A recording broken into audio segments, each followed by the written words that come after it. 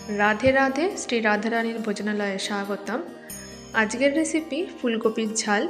शीतकालेर दुपुरे अनेकेई এই ফুলকপির ঝাল করে থাকে, তাই তোমাদের সাথে এই ফুলকপির ঝাল রেসিপিটি শেয়ার করে নিচ্ছি। ভিডিওটি ভালো লেগে থাকলে একটি লাইক করো আর চ্যানেলের সাথে থাকতে চ্যানেলটাকে সাবস্ক্রাইব করে দিও।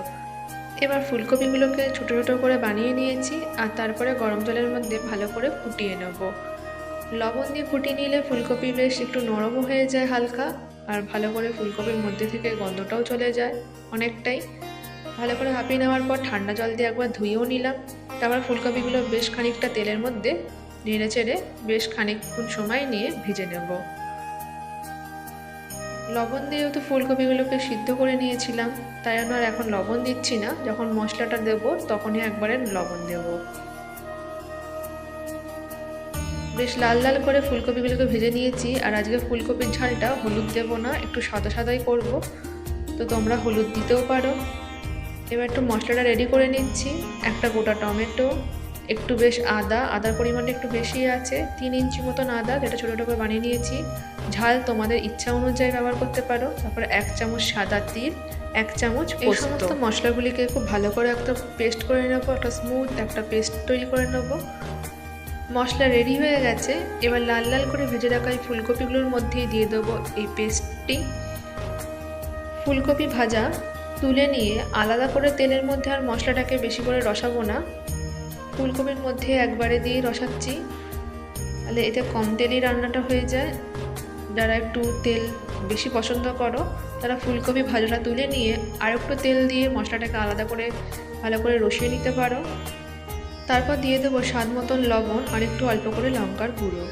যেহেতু মশলাটা একদম শুকিয়ে গেছে, আদা বাটা টমেটো বাটা এই সমস্ত কিছু যেহেতু শুকিয়ে গেছে, তাই মশলা ধোয়া জলটি আবার দিয়ে দিলাম আর ভালো করে এবার একটু নেড়েচেড়ে রান্না করে নেব।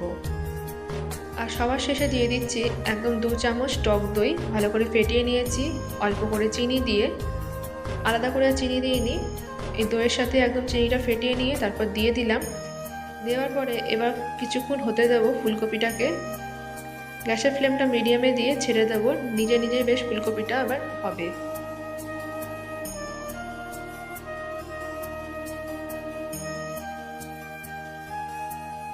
গ্যাসের ফ্লেম মিডিয়ামে দিয়ে 5 মিনিট ফুলকপিটাকে নিজের মতন হতে দিলাম। তারপর যখন এরকম রসটা শুকিয়ে আসবে, মানে মশলার জলটা এখন একদম শুকিয়ে আসছে, তখন বেশি করে একটু দিয়ে দেবো জল। আর তারপর 10 মিনিট মতন গ্যাসের ফ্লেমটা কমিয়ে দিয়ে হতে দেব।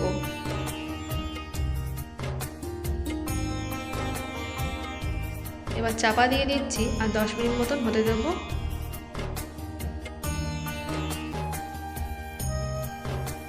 10 মিনিট হয়ে গেছে, এবার ঢাকনাটা খুলে নিচ্ছি। এবার ওপর থেকে দিয়ে দেবো ধনেপাতা কুচি আর নামিয়ে নেব। ফুলকপির ঝাল রেডি হয়ে গেছে। তোমরা যদি এইভাবে ফুলকপির ঝাল রেডি করে থাকো তাহলে কমেন্ট বক্সে জানিও, আর যারা এখনও এইভাবে রেডি করে দেখোনি তারা একবার রেডি করে দেখতে পারো। খুব সুন্দর হয়, স্বাদেও যেমন ভালো হয়। গরম গরম ভাতে এই শুকনো শুকনো ফুলকপির ঝাল কিন্তু খুব সুন্দর লাগে।